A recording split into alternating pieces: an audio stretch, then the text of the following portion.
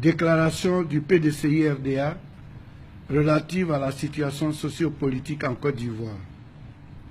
Le samedi 15 juillet 2017, Son Excellence M. Henri Konan Bédié, président du PDCI-RDA, a reçu à sa résidence privée de Paris une délégation du secrétariat exécutif du PDCI-RDA conduite par le professeur Maurice Kakou Dikawie, secrétaire exécutif du PDCI-RDA.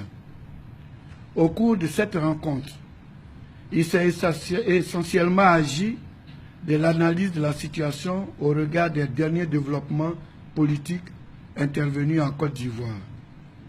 Le président du parti a écouté avec une attention particulière l'exposé de M. Noël Akossi Benjo, secrétaire exécutif chargé de l'organisation et de la mobilisation, assurant l'intérim du secrétaire exécutif du parti, ainsi que les délibérations du secrétariat exécutif du parti, réunis en session extraordinaire le vendredi 14 juillet 2017.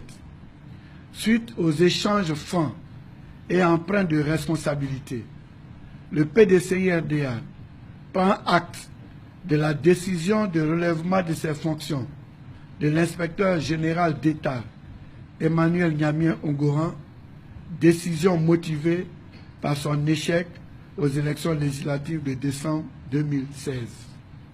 En ce qui concerne le dossier relatif à la suspension de M. Jean-Louis Bion, président du conseil régional du Hambol, le PDCI-RDA s'étonne d'une telle décision prise sans un exposé de motifs convaincants.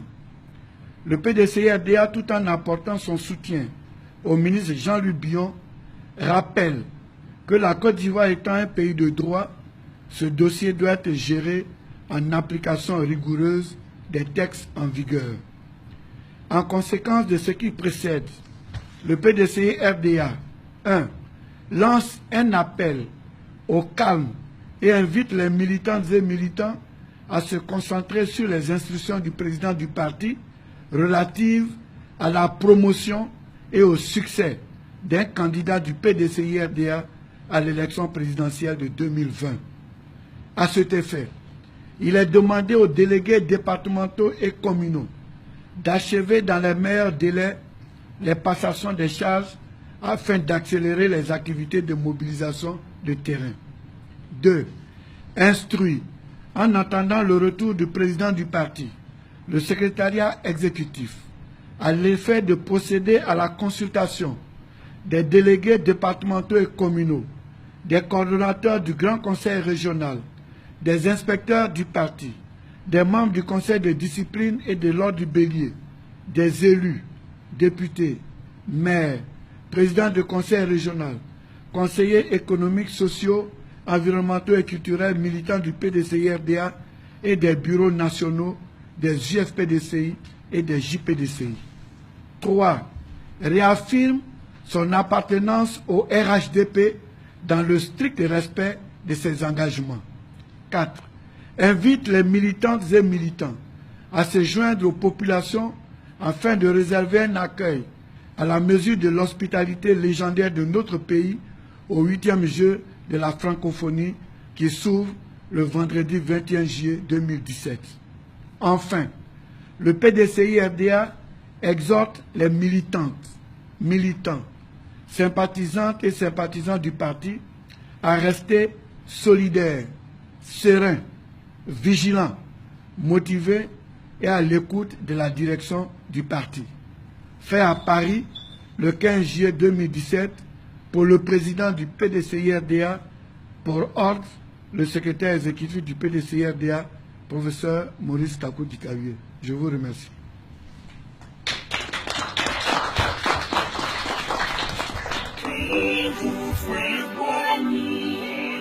Le PDCI-RDA, c'est le parti fondé pour servir le vaillant peuple ivoirien. Rassemblement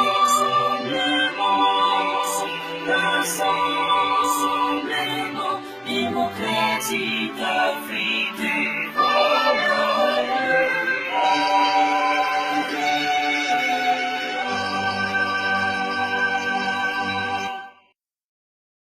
vous me posez la question de savoir que ce n'est pas la première fois qu'un élu qui a changé de parti politique soit suspendu. Et cela s'est déjà passé à San Pedro et à Korogo, c'est vrai. Mais aussi, il faut faire un rappel.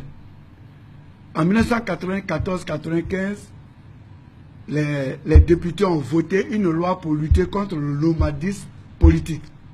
C'était à la période de la présidence du président Henri Konan Bédié.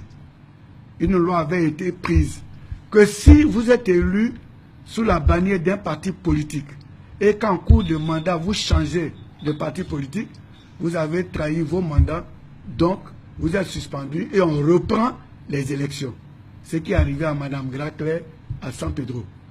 Et dès qu'il y a eu le coup d'État, les uns et les autres se sont précipités pour dire que cette loi était liberticide, elle a été supprimée et qu'il fallait laisser la liberté aux élus et au cas que cela répondait de la démocratie et que le mandat du député n'étant pas impératif, il n'était pas lié à un parti politique. Et ces dispositions ont été supprimées. À tel enseigne qu'aujourd'hui, n'importe quel élu peut changer de parti politique sans être sanctionné par les lois en vigueur actuellement. C'est la raison pour laquelle vous dire que le ministre Jean-Louis Bion a quitté le RDR, élu sur la bannière du RDR pour venir au PDCI, c'est pour cela qu'on le sanctionne, c'est un faux problème. Ça ne repose sur aucun texte. Ensuite, l'article 73 qui a été cité, c'est dans le cadre des mesures disciplinaires si l'élu a fait une faute grave ou lourde. Or, pour l'instant, le ministre Jean-Louis Bion n'a fait aucune faute lourde sur le plan professionnel. Voilà. Donc, cet argument ne tient pas la route. Deuxièmement, on nous dit, bon, le fait que Jean-Louis Bion quitte le RDR aille dans le PDCI-RDA, est-ce que ça ne met pas en mal la cohésion au sein du RHDP?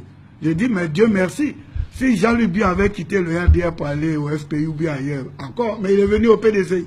On dit, on est RHDP, on lutte pour aller en parti unifié. Alors pourquoi faire un drame que quelqu'un quitte le RDA pour aller au PDCI, vice-versa, tant plus qu'on est dans la même famille politique. Et puis, ce n'est pas la première fois. Joël Nguessan, l'actuel porte-parole du RDA, était secrétaire général du MFA. Il a quitté par le RDA. Le greffe Philippe était secrétaire général du MFA. Il a quitté le MFA pour aller au RDA. Madame Poiti était présidente des femmes du MFA. Elle a quitté le MFA pour aller au RDA. Zakpa Komena, délégué départemental du PDCI à Divo, qui n'a pas été choisi par le parti pour le conseil régional, a été choisi, malgré sa qualité de délégué, par le RDR pour en faire un président de conseil, et ça n'a pas mis en mal la cohésion au sein du RHDP. Donc ce n'est pas parce qu'un militant a quitté une partie du RHDP qu'il va ailleurs et que ça peut créer des problèmes. On a déjà vécu cela. Bion n'est même pas secrétaire. On a des secrétaires de partis qui ont changé et ça n'a rien fait sur la cohésion. Donc c'est un faux problème. C'est un faux débat. Je vous remercie.